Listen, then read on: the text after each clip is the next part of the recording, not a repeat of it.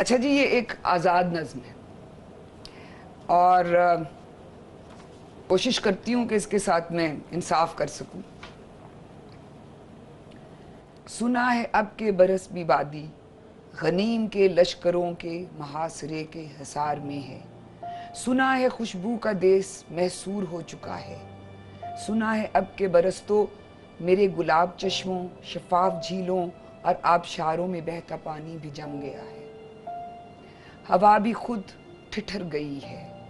सुनना है हिंदू नवाज जनता घरों के बाहर नई लकीरें, नए निशान फिर लगा रही है। ये फैसला फिर से हो गया है कि इस बरस भी वो जबरो जुल्मत के देवता को मेरी ज़मीं के जवान लहू का खिराज देंगे।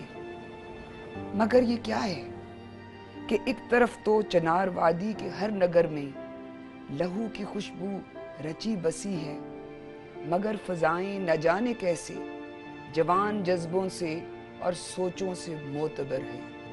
ये किस कबीले के लोग हैं जो खुद आप अपने लहू की हिद्दत में जी रहे हैं, जो खाली हाथों से लड़ रहे हैं वो सुर्खरू हैं, मगर जो उन पे गिद्धों की मानिंद झपट रहे हैं वो खौफ के एक हिसार में है। जहां से कोई ना लौट पाए वो एक ऐसे गुबार में है।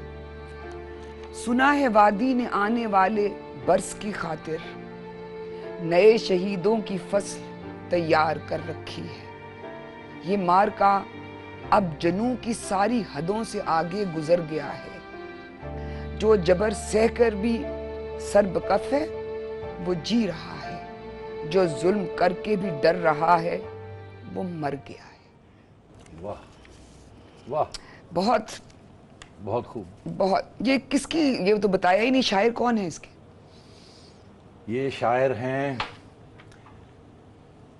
नवाज शरीफ साहब के ex principal secretary Fawad Hasan Fawad, जिन्होंने ये नज़्म कैंप जेल में हाल ही में लिखी थी। अब वो आज़ाद हैं, बेल पे हैं। मैं चाह रहा था कि ये नज़्म आवाम तक पहुंचनी चाहिए। बहुत दिल की बातें की उन्होंने। बिल्कुल, बहुत बहुत खूबसूरत। मैं तो अंदर से। अच्छा जी, ये एक